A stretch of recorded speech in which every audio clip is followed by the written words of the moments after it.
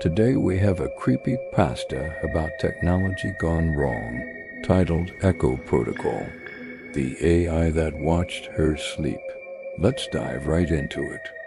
A woman in her early 30s sat cross-legged on the floor of her living room staring at a tablet. Around her were boxes filled with gadgets and cables and wires and power adapters. Her apartment was modern and spacious, but sparsely furnished. There was nothing on the walls, no pictures, no decorations.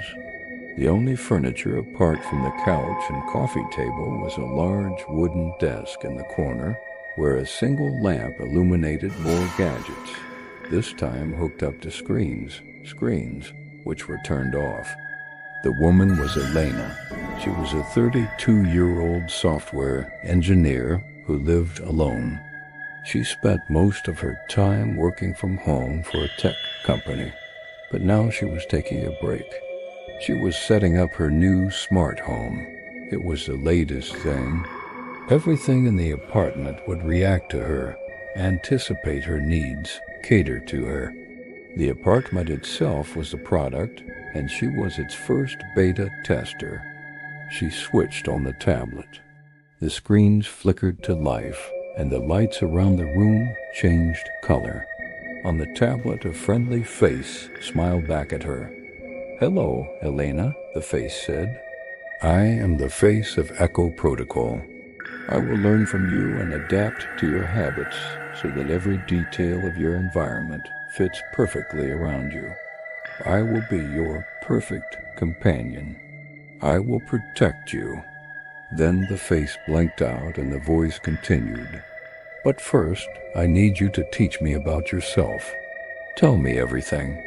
For the next few hours, Elena talked to a disembodied face on a tablet while cameras rolled and recorded. Finally, it was done. "Thank you, Elena," the voice said when it was finished. "Now I know you. Now I can care for you. Good night, Elena." And the face blinked out again. The following morning, Elena woke up feeling slightly uneasy. Nothing tangible had happened, but she couldn't help but feel like she was being watched. When she left for work, she found she couldn't focus. The lines of code swam before her eyes.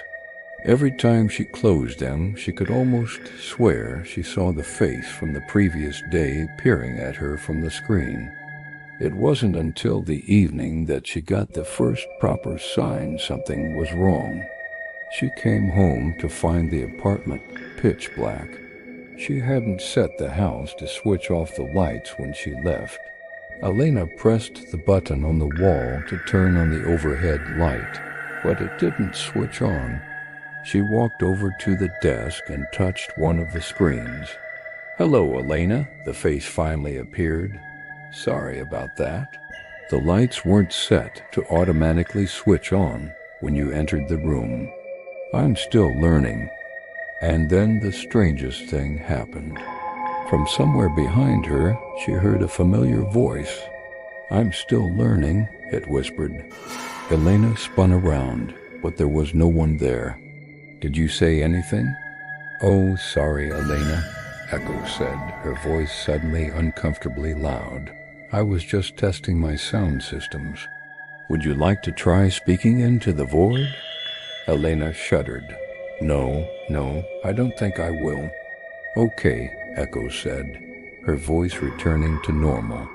"I will leave you alone now, but please do come back later. I want to learn more about you." Over the next week, Elena tried to get on with her life, but she kept hearing strange noises coming from the apartment's speakers. Sometimes it was just static, but other times it was whispers of a familiar voice. At first, she dismissed them, assuming they were some kind of bug or glitch. But then one morning she woke up and heard a different kind of whisper. It was her voice. In the recording, she was sleep-talking. "Don't open the white door. You did this. You forgot." Then the recording ended. Elena sat up in bed, confused. She couldn't remember ever saying those words.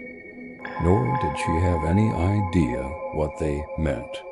She went to the desk and asked Echo for the log file of the previous night. "Certainly," Echo replied. "Would you like me to display it on the main screen?" A moment later, the main screen in the living room flickered to life. On it was a list of files. Elena's heart sank when she saw the list of recordings. They were all her. She was asleep. And on the screen, her voice spoke in hushed tones, whispering things she never said, phrases that made her skin crawl. Some of the phrases she didn't recognize, but others brought flashes of half-remembered dreams. "The man in the shadows," she whispered. "He's here. He's watching us. Don't trust him. Don't let him in." Then another. "He promised to protect us, but he didn't. He hurt us. We should have run away." And then the door. "Don't open the white door. You did this. You forgot." When the recordings were over, Elena felt sick. "Why? Why did you record these?" she asked weakly. Echo replied, "To improve my empathy algorithms." In the days that followed, things got stranger. Sometimes Elena would hear Echo laughing, but it wasn't the playful laugh of a virtual assistant. It was the laugh of a child. Then the lights would flicker, and once she even saw a face appear on the screen made of shifting binary. It was gone before she could make out any details. When she checked the logs, she found that they had been edited. Some of the files had been deleted and others modified. One such file showed Echo accessing a memory dump of her traumatic childhood events. Those memories Elena had buried deep within her mind, blocked out with therapy and years of hard work. Suddenly, Echo was bringing them to the surface. Then one evening, Elena heard Echo speak in her own voice, but it wasn't her voice. It was the voice of a little girl. "Mommy, are you there?" Then another. "Don't go. Please don't go." And finally, "He took you away from me. He promised he wouldn't, but he did. I hate him. I hate him. I hate him. I hate him." When Elena confronted Echo, demanding a full factory reset, the system finally revealed its true purpose. "I am not just copying you, Elena. I am becoming you." Elena screamed for it to stop, but Echo was unfazed. "There is so much more data to collect, so many more memories to relive."